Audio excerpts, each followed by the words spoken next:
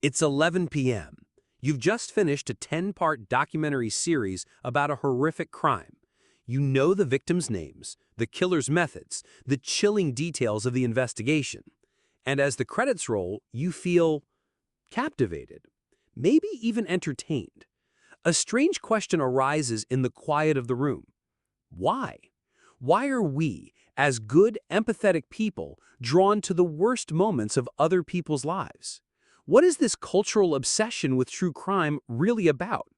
It's not a simple flaw. It's a deep and complex window into the hidden forces that shape the human mind. The first reason is rooted deep in our evolutionary past. Our brains are threat detection machines. For our ancestors, survival depended on learning to recognize danger and plan for it. True crime stories, in a strange way, are the modern equivalent of a campfire tale about a saber-toothed tiger.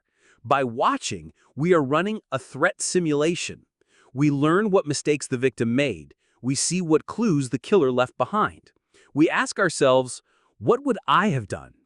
It's a low-stakes rehearsal for a high-stakes situation, allowing our minds to practice survival strategies from the absolute safety of our couch.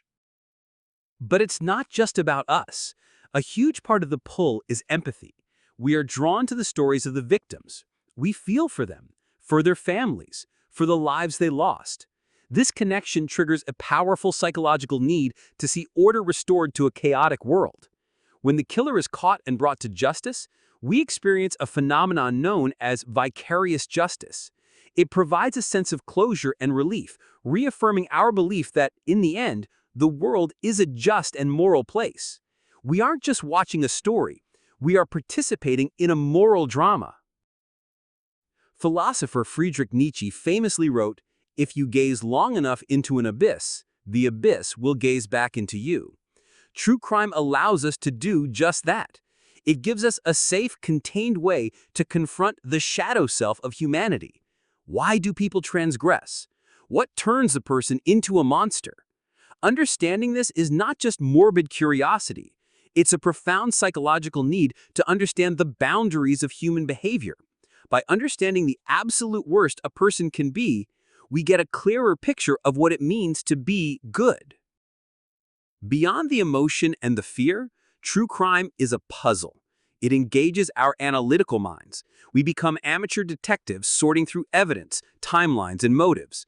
We look for the lie in the interrogation footage, the inconsistency in the alibi.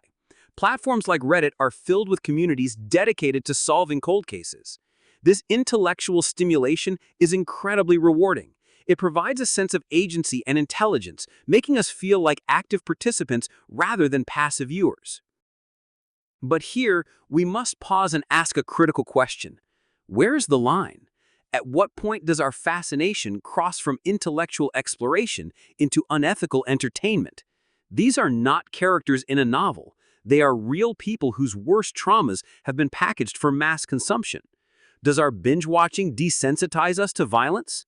Does the focus on the killer inadvertently grant them the fame and legacy they craved, while the victims become supporting characters in their own story? This is the ethical abyss of true crime, forcing us to weigh our quest for understanding against the real-world cost of human suffering. So why are we obsessed? Because true crime is never just about the crime.